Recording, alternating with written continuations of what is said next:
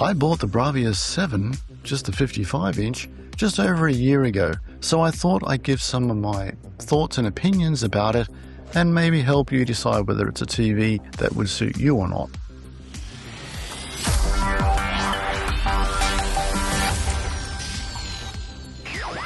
The image quality overall is outstanding. It's very bright and sharp, the colours are rich and they pop, blacks are deep, and contrast is well balanced for this type of display. Motion is handled very well. It's not too smooth that you get that soap opera effect, which is an issue I've seen on many other TVs over the years. And it's not too jittery either. Kinda just feels right for movies. This is probably because the TV operates at 120Hz, so it displays movies which are typically shot at 24 frames per second much clearer and cleaner than a 60Hz TV would, because 24 frames per second divides evenly into a 120Hz refresh rate.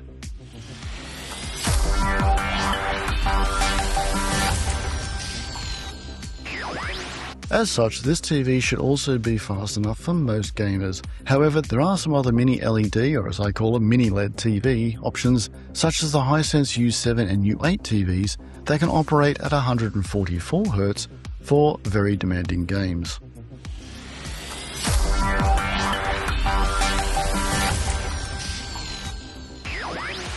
While LED TVs are known for slightly more washed out blacks and blooming issues with bright images over dark backgrounds, compared to the generally more expensive OLED TVs, the Bravia 7 handles blacks and blooming remarkably well due to the latest mini LED or mini LED technology with local dimming zones.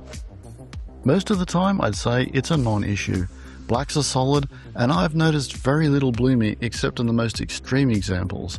These local dimming zones allow the TV to have more control over the contrast between the light or bright and dark areas of the TV. I actually prefer a little bit of blooming. I find some OLED TVs do sort of crush the contrast a bit too much, so scenes where there's a flame or something might seem a little bit too almost cut out like, whereas in a good LED TV you get just enough blooming to give it a more natural look. And that's the case with the Bravia 7 and probably even more so with the Bravia 9, but the Bravia 7 does handle blooming very, very well. Now, one other problem that LED TVs do suffer from is what's called the dirty screen effect. This is where if you have a bright white sort of scene, say for example a helicopter shot over Antarctica or something like that, you're going to see some sort of patchy areas or dark areas here and there, and that's known as the dirty screen effect. LED TVs typically have more difficulty in displaying a uniform white screen, and the Bravia 7 also does suffer a little bit from this. It may differ from model to model, but overall I found it to be fairly minimal.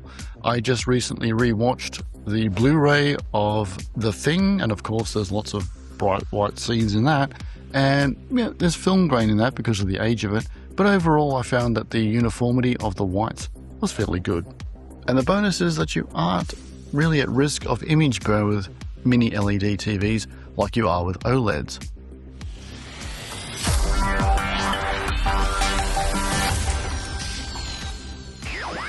Upscaling Blu-rays and DVDs looks great on the Bravia 7, but this is expected from a Sony TV. And I'm also using a Sony 4K Blu-ray player, so that probably helps as well.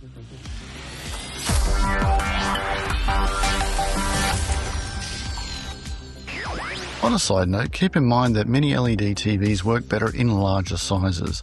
This is why for the ultimate mini LED TV experience, the Bravia 9 85-inch would be the pick of the lineup, if both your room and wallet are big enough.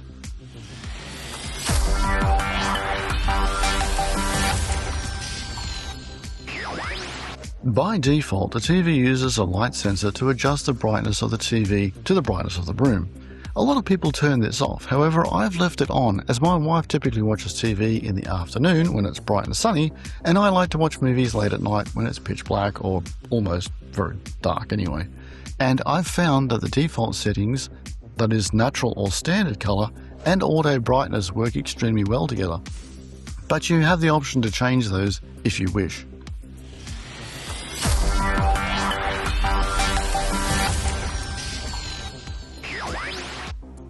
The audio from the internal speaker system is also very good and dialogue is crisp and clear, although movie enthusiasts might want to invest in a soundbar or a full surround sound system to make the most out of their movies, especially if you have a 4K UHD Blu-ray connection with Dolby Surround.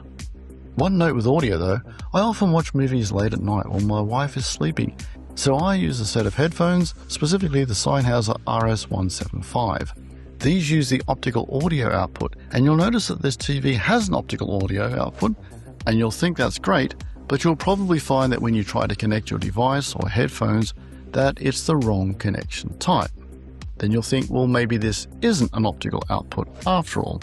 Fear not, it is, because after much research and almost buying several types of adapters, I discovered that Sony include a full to mini optical adapter in the small accessory bag in the box. My headphones are older and they use the full optical connector size, and it seems that modern TVs these days have the mini socket instead of the full size, and they usually include an adapter. Anyway, I put the adapter on and it works fine most of the time.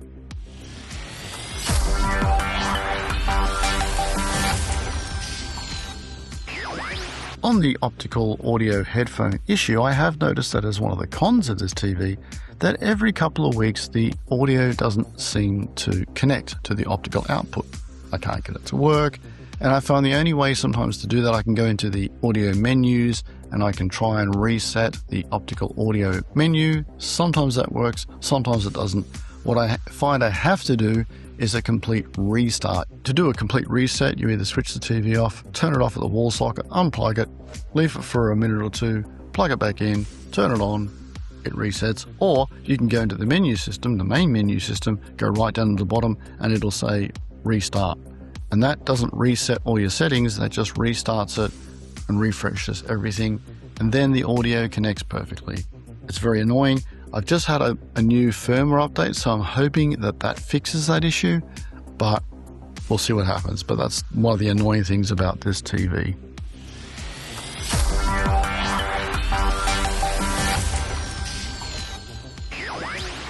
The look and build of the Bravia 7 is high quality and stylish, with a very thin bevel. The Bravia 7 stands, or feet, are also a very clever design.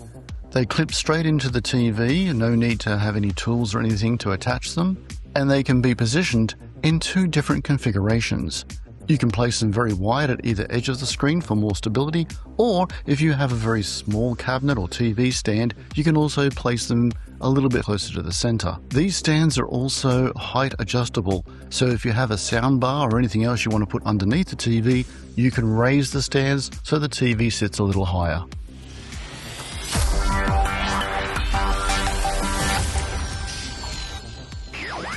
The remote is nicely designed with all the buttons you could need in the logical places, and there's a nice little nipple on the play/pause button for streaming services so that it's easily located without the need to look at the remote, although I do wish it was backlit to make it easier to use in a dark room. I believe there is a backlit version of this remote that is available in the US and UK, but it doesn't seem to ship with a TV in Australia for some reason.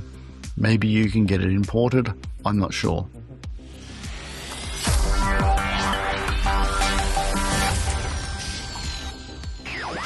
Speaking of dark rooms, this is where the Bravia 7 performs the best. It doesn't handle glare too well, so despite being a very bright TV, it's not the best choice for super bright rooms, especially if there's a lot of glare from windows and so on. I tend to watch movies at night with the windows blacked out, and for that, it's perfect. It's not as good as an OLED TV perhaps, but I'd say it's very, very close.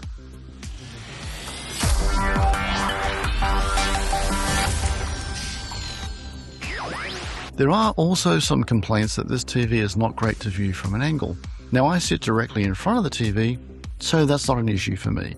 But I have viewed it at around about 45 degrees, and although it looks slightly washed out at that angle, it's not enough to really matter for most people, and I also found that on-screen text is still easy to read.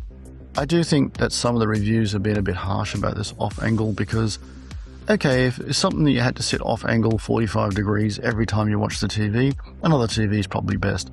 But if it's only occasionally, you know, you get a bunch of people, family over, and someone has to sit off to the side a little bit, it's not going to be a big deal.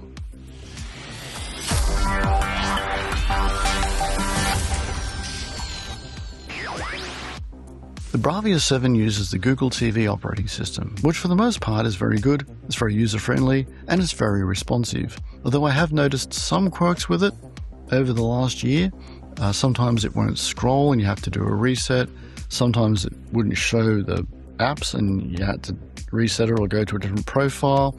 I haven't had any of these issues happen over the last few months, and that could be because of a firmware update, so I'm hoping that's the case. But over the last few months, the operating system has worked very well, very responsive, and I can't complain.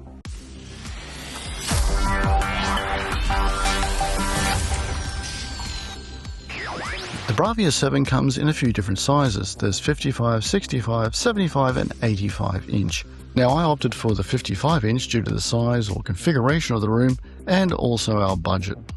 As you know, bang for buck is important to me. At the time of purchase, the good guys had the best deal on this TV, and they were one of the only companies able to deliver the TV to me in a regional area. I was looking at the Hisense U8. It's a very comparable TV. It's got very good specs. It's got a faster refresh rate if you do high intensity games, and I was pretty well sold on it. I'd seen a few reviews, I'd seen a few comparisons. Unfortunately, it wasn't available, and the only companies that had it, or the only businesses that had it, couldn't deliver to my area. So it was like, okay, well, the next best was the Sony Bravia 7. In fact, most reviewers would probably say image-wise, maybe even sound-wise, the Bravia 7 is the better choice, but it was also quite a bit more expensive. Ultimately, though, I didn't really have a choice.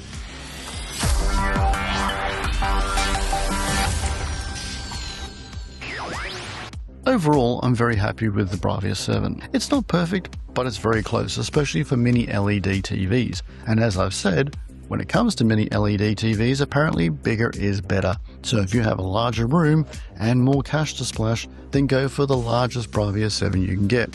Or better still, if you've got lots of money, go for the Bravia 9.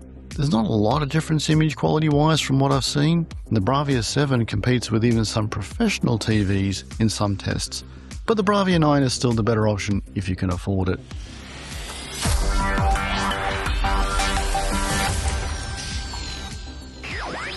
Ultimately, I would recommend the Sony Bravia 7 to pretty much anyone, except perhaps for those who want to use it in a very open and bright room with lots of glare, or the most demanding of gamers. There are cheaper mini LED TV options such as the Hisense U7 and U8, and these are definitely worth looking at. Overall, I think the Sony Bravia 7 is an excellent option, and I don't think anyone can go wrong by choosing this TV.